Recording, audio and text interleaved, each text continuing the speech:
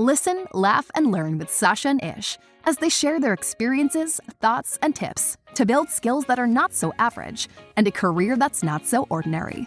This is the Not So Breakfast Show. All right, welcome to the Not So Breakfast Show today, the podcast for leadership and career development. And today we're coming to you bright and breezy and early as we talk about our topic of coaching. So bright and breezy and early that I've kind of just got out of bed after a big week and a good wee sleep, and Sasha's rocked up dressed as Obi-Wan Kenobi as she does. I love dressing gown Sasha. How the hell are you this morning? Dressing gown Sacha is looking beautiful in this morning light. We should record at this time more often. Yeah. My skin is glowing. You are glowing. Either that or I'm radioactive. No, not radioactive. Just ready for a big day. You think better in the morning though, eh? We should be on fire this morning. Woo, let's go. I'm on fire. I got thoughts. Do you know what I think it is? It's actually that when I wake up in the morning, it means I've gone sometimes 8 hours, 10 hours without talking. So in the morning, I've just got all these ideas, all these thoughts, all these words, all these things to say. And I've just this minute realised what Chris does 6 days a week is gets up and leaves at 6 a.m. And now I know why. He is avoiding the tsunami of thinking that's coming his way. Brilliant. All right, well, this morning we're going to kick off a little mini-series where we're going to try to go a little bit deeper into coaching. Over a couple of weeks, maybe explore the concept of coaching around how to coach, but also how to be coachable. But also then maybe look at some coaching models that would be useful and throw our thoughts around how you can use those models, because coaching opportunities, well, they can come up anywhere, and it's often quite good to be in a situation where you've got a model or you've got a concept or you've got a series of questions that you can start to apply that might just be happening in front of your eyes. But first of all, if you can't see it, it's really hard to coach it. It's hard. I mean, it's easy to coach retrospectively, but then you've got to reflect back on the situation. Sometimes having that ability to coach in the moment is such a great skill. So yeah, why don't we start off sort of around this definition of what coaching actually is? Well, as you know, I tend to start everything from looking at myself first. And so that bit that you're saying about being coachable, I think that's such a great way to think about this, because you think about all the times that people have tried to give you advice when you haven't been open to it, or someone says something or it rubs you up the wrong way, or coaches try and do something and it's not working. So the first part that I start with is knowing that happens to me. If I want to coach or be helpful or be of value to others, I have to recognize that if they're not in the space to receive, then it's not coaching that I'm doing. It's just kind of being a know-all or being an asshole or putting salt in someone's wound, or so using your own experience of being uncoachable to go, oh, actually, yeah, you've got to unpack what it is. And I think one of the key things is, as you point out, is to be able to go, what is it? And recognize when it's needed or wanted. Yeah. Those two things, what is it and when, is are like critical. I think when is even more critical than how and why, right? It's timing. It's all about timing. Yeah. So, I mean, what are the reasons you think people get coaches or coaching is useful? Like, what is coaching in your mind? Coaching is your ability to start to look at maybe 4 different aspects of where you could apply coaching. So coaching could be used to create clarity. So someone's they've got a big decision, or they've got something coming up, or they're just confused about a situation, and having a coach ask a series of questions may be able to get you to a point where you understand what's going on, or you see a different perspective, or you get some clarity. And it may be not that the coach hasn't got the answers, but they had the process to help you get to the answer. Another one could just be awareness. Hey, Sash, you're a dick. No. Sorry, I'm not having a coachable moment right now. I'm not open to receive your message. Yeah, but it could just be an awareness thing where you have a behavior or there's something going on, and a coach has the ability to kind of just switch on that level where you kind of go, actually, I hadn't considered that, or I wasn't aware of that, or a team dynamic awareness that a team is actually arguing more than they are having valued debates. And so just those levels of awareness could be one. Another one could be performance. And that's probably where we naturally gravitate to when we think of coaching because of sport, right? So you get a coach and they help you increase your performance in a certain area. But it could be business performance, or it could be performance of a certain competency. And that's maybe different to the fourth one, which is maybe just a specific skill. So I want to get better at public speaking. I'm going to get a coach who can teach me public speaking so that I don't have to make all the mistakes and try to figure it out on my own. So maybe those four: clarity, awareness, performance, and skill development could be a good base. But I might just pick up on something you just said previously around that being coachable and recognizing when you maybe need to be coached. Someone said something that was quite good to me. It was actually a coach, funnily enough, a business coach.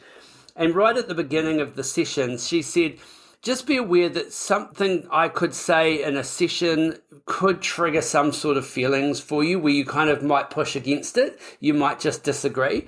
And she goes, full disclosure, it's absolutely fine to disagree and let's have the discussion. But could you just sit with an awareness that if you are getting a feeling, why are you getting a feeling? So if you get a strong reaction to something and you go, you're wrong, I'm right, what is that based on? Because that's really what we should explore first before we figure out who's wrong and right. And I was thinking about that just recently from a meeting that I was involved in where someone got a fairly strong emotional response to something that had happened in the room. And I wasn't in the mind space to actually think, oh, actually, this would be a good coaching opportunity, kind of go, where's that coming from? But that's exactly the moment, right? Where is that coming from first? Maybe we should address that before we kind of move into other areas. Building on what you're saying, I love the idea, well, it's not an idea, it's a fact, that feelings are signals. So feelings are signposts. Yeah. And so I think that's always worthy of exploration. So if you're having this kind of, we talk about being triggered, if you're having a visceral response to something where you're like, oh, that is making me angry, or, oh, that's really upsetting, or, oh, that's threatening my sense of who I am, or sometimes we can't even unpack it at that level. Sometimes we just have this response that is, I don't like you. I don't like what you're saying. I don't like you. I don't like how you're saying it. And that is just a signal. That is yourself either protecting or giving you some ideas that this is something you want to explore a bit more deeply. So as uncomfortable as it is, I love that your coach sort of laid that down for you, that says, oh, when you notice that, rather than going, that's it, actually notice it and go, oh, that's interesting. Yeah. That's really interesting that I'm having such a response to what's going on in the room, and I wonder why that is. I've heard a statement from a psychologist that if you are having a reaction to something, it's often like what they call the wounded child coming up. So it's something in your past that is being triggered by a look, a voice tone, a situation. And one of the things that they have sometimes said, it's like, well, what age are you right now? I mean, probably it's to be a pretty brave person to kind of be in a meeting one day just going, so what age are you right now? But when you kind of think of that, if you are having a reaction, and it might just be that you have reverted back to something that happened in your childhood that's sitting deep in your subconscious. And maybe when we talk about coaching at the level we're talking about, we're not talking about therapy. I think therapy, you go to a professional, you get therapy, and therapy is very, very helpful, but still understand that certain things may come up from past experiences that you need to have some level of confidence to be able to kind of go, well, tell me what's happening around this, or how are you feeling, or just exploring it a little bit. But let's not confuse ourselves to think that we're psychologists and we should be going to tell me about your mother. Well, I am so interested in what's happening in me just listening to you say that. So I'm having a response to your idea when you said, what age are you? Yeah.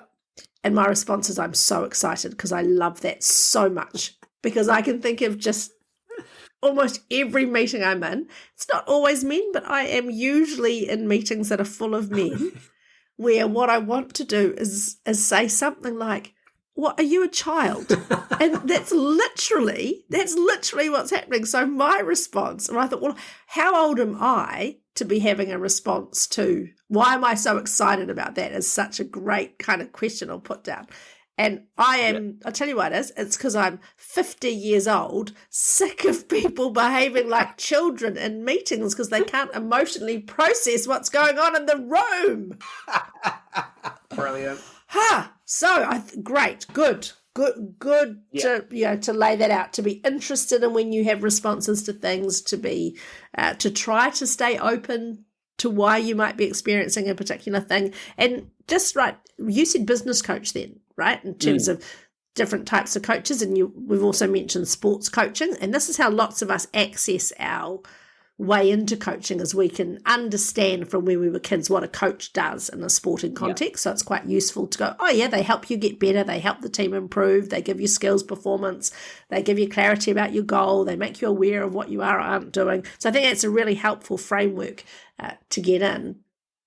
Can I just say, if you are thinking about getting a life coach, because there seems to be a plethora of life coaches out there, and I'm using a business/life coach at the moment, pick someone that is successful in the area that you want coaching in.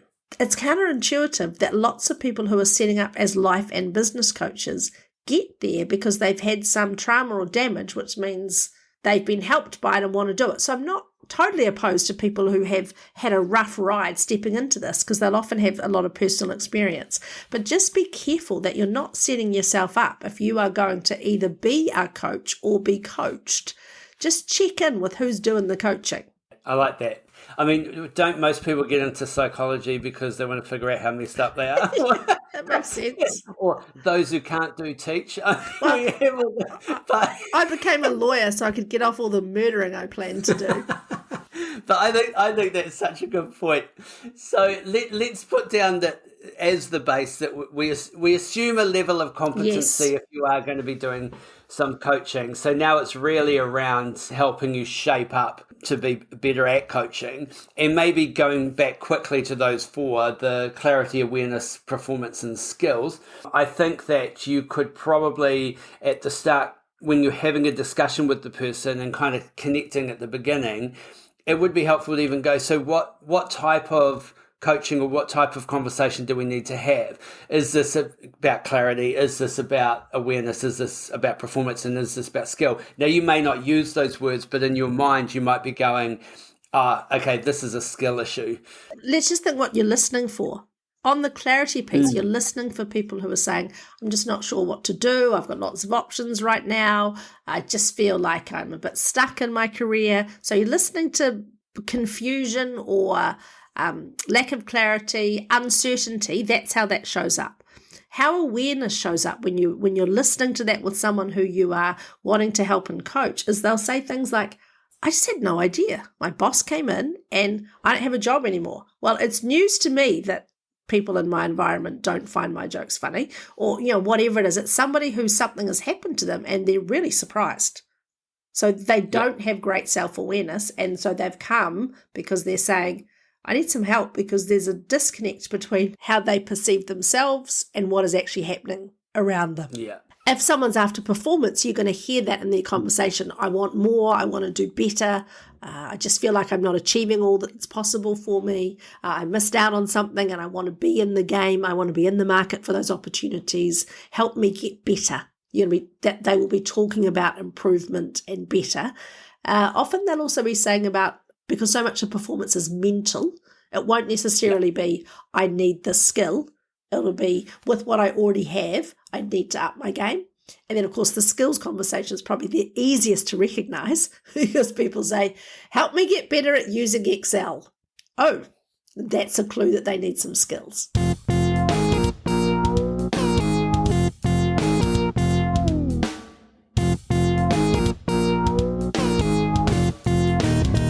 And when you're listening for that, you also need to be listening with your eyes. Oh, yeah.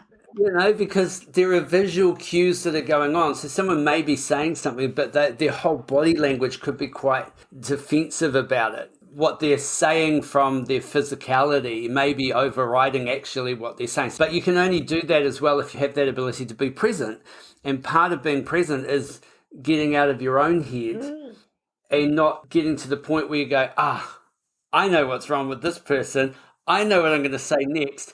And so what happens is all of a sudden either you shape the conversation to what you want to tell them and you don't hear any of the stuff that's going on, or you can't hear anything that they're saying because you're trying to hold on to your thought. So it's that ability to be able to hold a space or take a note or create some clarity in your own mind to be able to listen with your eyes and ears to exactly what's going on. I've just made note of 3 things as you're speaking. The first one is I feel like I need to do a disclosure, which is I'm a rubbish coach for exactly the reason that you just said. So I really quickly, someone's spoken for about 30 seconds and I'm like, yep, got it, leave it with me. I'll show you my model and I've fixed you. Goodbye. This has been great. Pay the bill. Yeah. And that is not coaching. Maybe that's a form of bullshit mentoring or tell me what to do, but that's not coaching. And it's one of the reasons I'm not a very good coach. What you're saying about holding space, that I can do. So that's really being comfortable with the discomfort. So not rushing to solution and not rushing to fix. So if someone's talking about a situation that's hard for them, being able to just be quiet and let them keep talking. And so the third thing is that whole idea of listening. One of the ways, because sometimes I have to coach in my roles, so I have to, it's not good enough to just go, I'm not a very good coach. I have to turn my attention to it. It's one of the things that I say to myself is listen again and listen more. So I think we think of listening as binary. I'm listening or I'm not listening. But there's levels of listening. And the idea of holding space is actually to just listen more or listen again. So when you think you've heard everything that the person's saying, just create that space for them to say more. Sometimes you'll need to prompt them with another question. But the idea is that you're not finished at that first listen. Listen again, listen some more, let them finish. We'll be right back. If there was one skill that could double your income, advance your career, and increase your ability to influence, it is the skill of presenting. Whether it's on stage, in the boardroom, or at a job interview, the 30-minute presenter program will help take you to the next level. So check out our Instagram page, click the link in the bio, and get started on the 30-minute presenter program.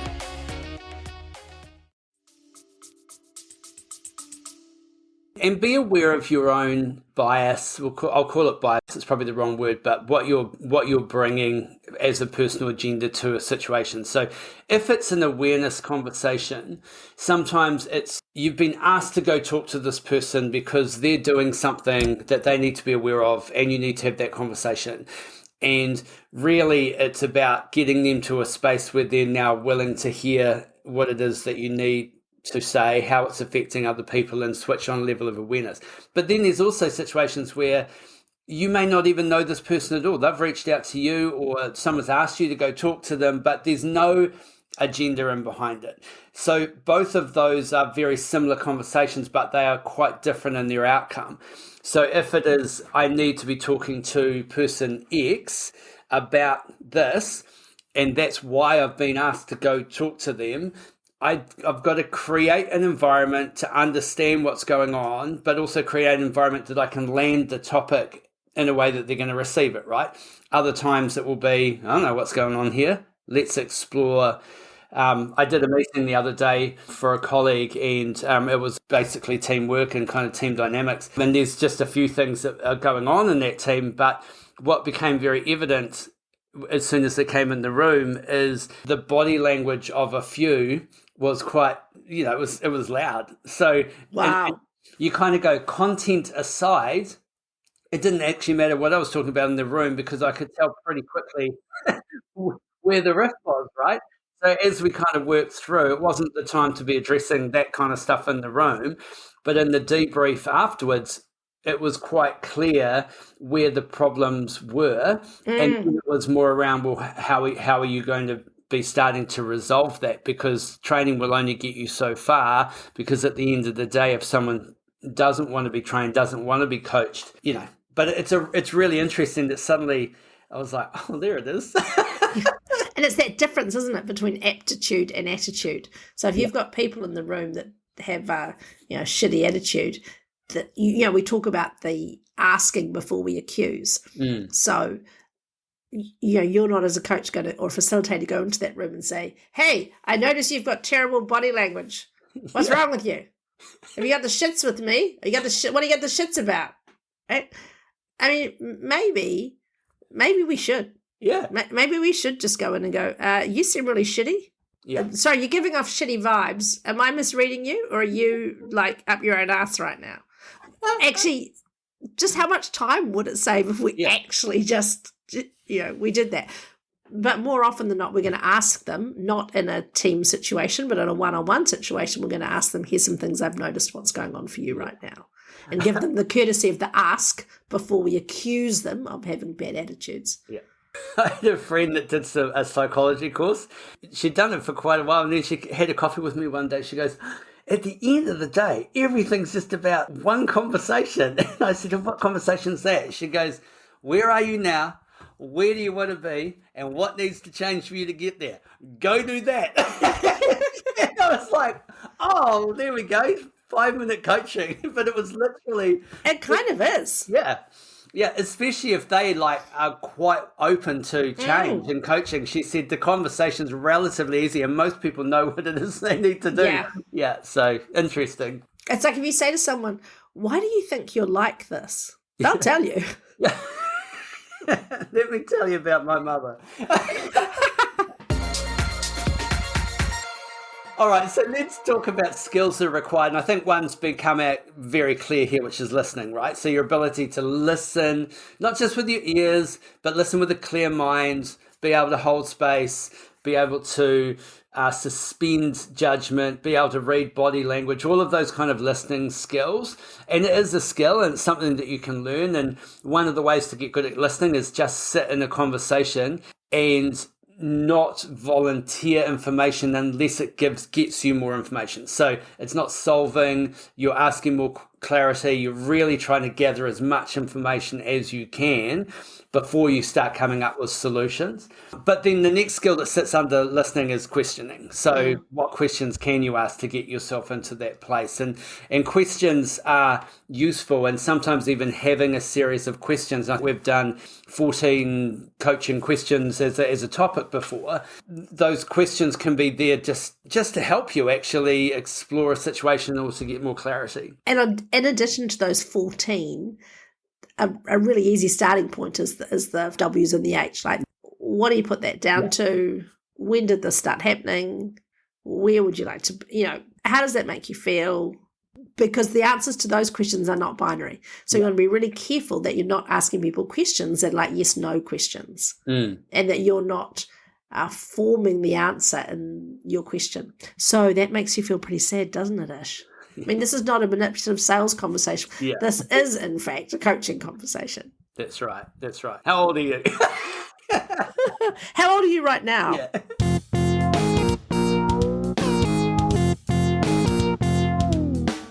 Okay, so questioning is something we'll pick up in future topics as we go deeper into this, because as we get into models, but as we kind of just go through the skills, so listening, questioning, and then problem solving. And problem solving is not necessarily you having all the answers, although there will be an area of your expertise that is very helpful. So been through the thing and developed a competency in the thing, the problem solving sometimes can be a little bit easier because you've got more to draw from rather than the problem solving of them coming up with the solution to their own problem, which is a type that you can do, but it's quite useful to actually be able to sense check that because they might come up with a solution.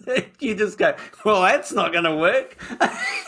I love this idea that you co-create the problem-solving experience because people often are so close to the answers or they know what it is they need to do. They just are afraid of the outcome or they lack the courage or they need some skills to navigate their way in a situation. Most people have a pretty good sense of what's necessary to be better or to be in a different situation than where they're in right now. But those gentle prods or nudges, and also this idea that once you come up with a potential solution is then just play it out with them. So let's see how that would play out. What do you think would happen if you said to your boss, blah, blah, blah, blah? Well, I think she would And then what would you do? Or what if she didn't? And, working through what that might look like for each of the different solutions so that the person has confidence to at least take a step based on the problem you've come up with together.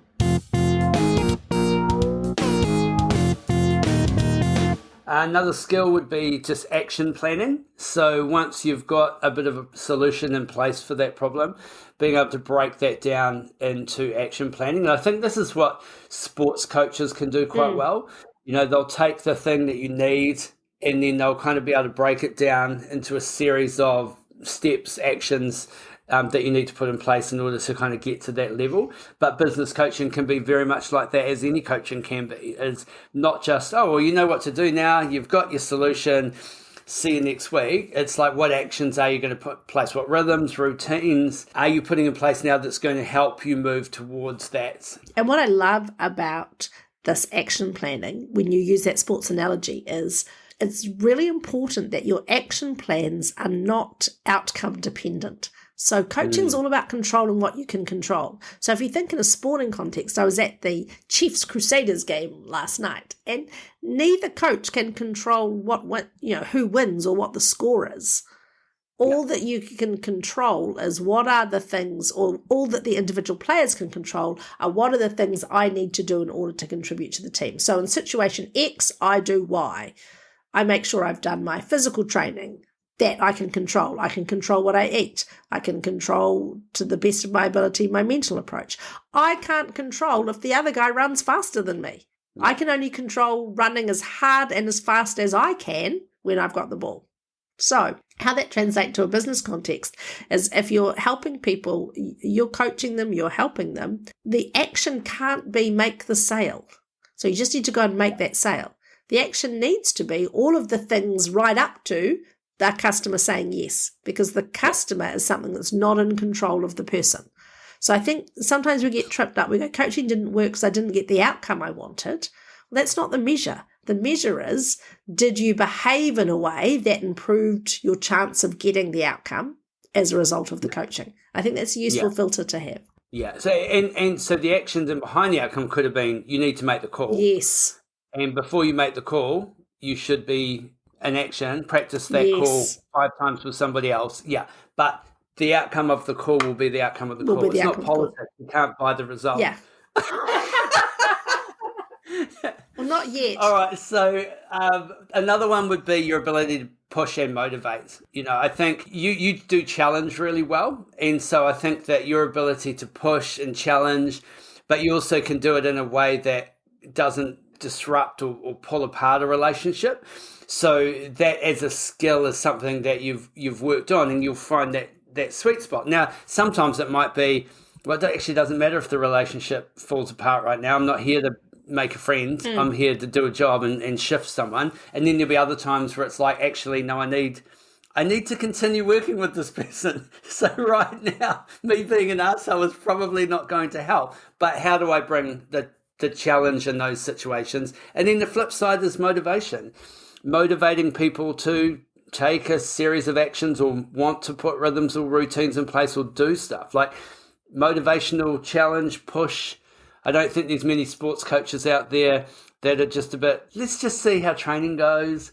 Don't worry too much about the game this week. There's a speech in behind it, right? There's a push coming. There's a challenge coming. What I think is really important is that your intention is knowable and obvious. So for me, when I'm challenging and pushing people, the underlying assumption is I believe they're capable of more.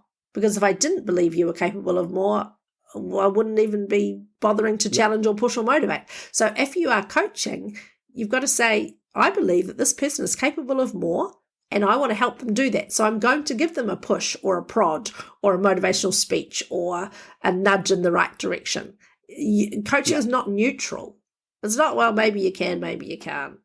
It's kind of like, I believe you can, and therefore, here's how I'm going to help you and push you and drive you. Everybody should come away from a coaching session, I believe, feeling lighter because there's been an exploration of stuff. You see more clearly than you did before, and also feeling that little bit more inspired to take a little bit more action. Yeah. And you should always have that outcome that even if some of the things that you are discussing are heavy, and hard that every person that's been coached leaves feeling like change is possible. Whatever sticky situation they're in, it can improve and change is just around the corner. And I believe that.